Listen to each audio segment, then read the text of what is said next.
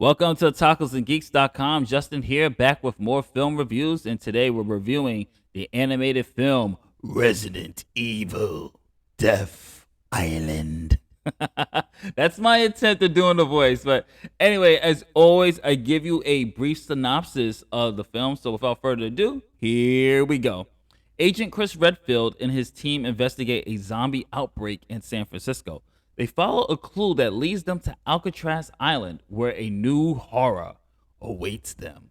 And this was, I've seen the reviews, and the reviews were very mid-core. A lot of people didn't like it. But for me, as a Resident Evil fan, I've been playing this thing since it debuted in PlayStation 1. And I've played all the games, all the spin-offs, even Resident Evil Gaiden. So, and watched all the animation films.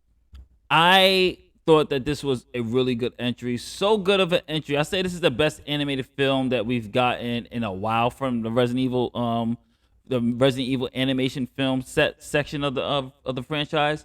I would say this one's the best one we've gotten in a while, and I'll explain a little bit why I mean that in a minute.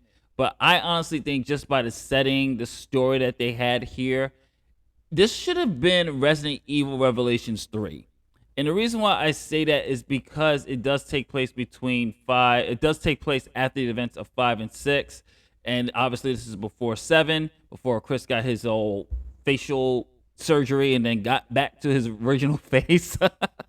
But I honestly thought that this could have been a great addition to the Resident Evil just to play. Just could you imagine playing a Resident Evil game that's taking place in Alcatraz? Yes, we've had a prison setting before with Resident Evil 2 and Raccoon City, but to have it at this prison island would have been just amazing, especially with the monsters and zombies that they were incorporating in this film, such as lickers that go into the sea that can swim and just do the things that they do. You have a new type of strain of viruses. Now, I've seen the reviews, and I've seen that the reviews are, I do agree with them. It does follow the paint by numbers Resident Evil formulas. It is very samey. But what I like about this particular film is that it focused a little bit more on our characters and the theme of trauma. And that is really more seen here with Jill Valentine. Well, Jill is still coming to terms with her actions of Resident Evil 5. She blames herself. She's self-conscious, so she's pushing herself and pushing her abilities to get back in the field. There's moments where she's reckless, and even in the beginning, she's just going in there. She's not waiting for Chris. She's not waiting for backup. She's out there to prove to herself that she still got it. And Jill's not the only one dealing with traumatic events. Our villain as well is dealing with traumatic events that he has to deal with as well, and which is his big motivation of why he's doing what he's doing. Now, some might say that the motivation is really kind of stupid. I won't argue that, but everybody deals with trauma. Everybody deals with death differently, and this was this person's way of coping with the actions that he had to do. And let's just say this. Umbrella has to be the most evil corporation of all of video games. Like, just if you play the games and you read the actual notes, the letters, the memos of these people who worked for Umbrella, or people who were in that Spencer mansion or on the train, or hell, even in Lady Demetres's manor as well, castle, you see like how effed up the world of Resident Evil really is. I think the true horror of Resident Evil is the things that we didn't see, is the things that we read, what happened to all these civilians. But back to this, and the reason why I said this could have been Revelations 3. One is the setting. Two is that the way they did the characters, and the way, especially with Jill, the way I really like how they portray Jill here. The way Jill was the main focal point of this story and that theme of trauma. I would have loved to experience that in my hands, to just play and go through it with Jill as she returns to being the badass that she is. Now, just to nitpick here and just give you some negatives of it, it still feels like these people are damn well superheroes at this point. I mean, it's just like there's things in here. You gotta throw logic out the door. You gotta throw physics out the door. I mean, they're getting smacked around by a giant monster and they're landing on steel or falling from high feet and they just getting up. I mean, adrenaline, it does wonders, but it's at this point, it's like, okay, your back should be broken. Oh, you should have a broken leg. This should be something that shows you that you're hurt. You can't just be getting up. But I digress.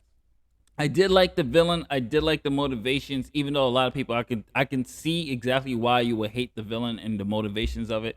But in terms of the thematic use of trauma and overcoming it, I thought they did a good job, especially with Jill. Even Chris mentions Pierce, since just to really show people like, hey, this takes place after Resident Evil 6. Please remake 6. Please remake 6. I can't. I hope to God we get 5 remake and 6 remake and course correct it and do a nice tie into this film and then tie it into 7. But yeah, so it does a good job. The action's great, the animation's good. Voice acting, you get the voice actors back from the games. You even get the return of the OG Leon Kennedy, Matt Mercer stepping in, and he does it. He's Leon. I mean, for those who grew up with the original Resident Evil, Leon in this movie is Leon Kennedy. He hasn't changed. He's great at it. He's witty. He's definitely the comic relief at certain points with his dry humor, his sarcasm. Rebecca Chambers, Rebecca's still underutilized here. I would like to see another game with Rebecca, but Rebecca here is doing what she always does, and that's the medical part. Claire, I would say Claire's probably the most underutilized right in this film. She doesn't really get much to do here, but she does enough. And same, believe it or not, same with Chris, a little bit underutilized, but it was nice to see the Redfields team up in a particular scene that brought me back to the days of Code Veronica.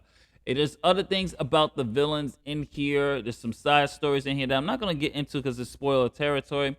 But overall, I did enjoy the film. I thought it was worthy of the Resident Evil name. I would say it's definitely better than the previous entries, and especially way better than the Netflix series that they did with this. I would say definitely watch this if you have a chance. I finally got to see it. I know it came out in July, but as you can see from the channel and then the website, we've been busy with other things. So I finally got a chance to check it out. And this was pretty good. So I'm going to give this a B minus. This was a really good film. I really enjoyed it for what it was. And for those who want, I will say like it's probably 3.5 stars. It's pretty good. Great characterization for Jill. Decent villain. Animation was solid. There might be moments in here you're just like, oh, come on. How you getting up from this? Why are you still alive? But overall, it's Resident Evil. You know what you're getting with it. I would say in terms of the animation films, this is back to return to form. If there is no after credit scene with this, so don't worry about the credits, but it would be nice to see another Revelations 3. What do you think? Should we get another Resident Evil Revelations 3 spinoff? Maybe get some returning characters such as Billy. Where is this guy? This guy's been missing since Resident Evil 0. I mean, Rebecca's here. Where the hell is Billy? I think we all want to know where Billy's at this point. But comment below, let me know, what did you think of the film? This is Justin from outcatrazisland.com. If you're watching this on YouTube, don't forget to like, share, subscribe, hit that notification bell. Very important. And if you like what we do here and you're watching this on outcatrazisland.com, browse our website, check out our podcast, The Hour. You can find that on Spotify, Anchor, wherever you get your podcasting at is most likely there.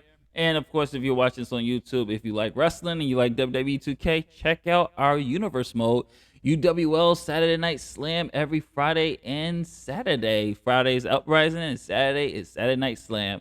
Thank you for all your support. Peace, love, and happiness. Later day.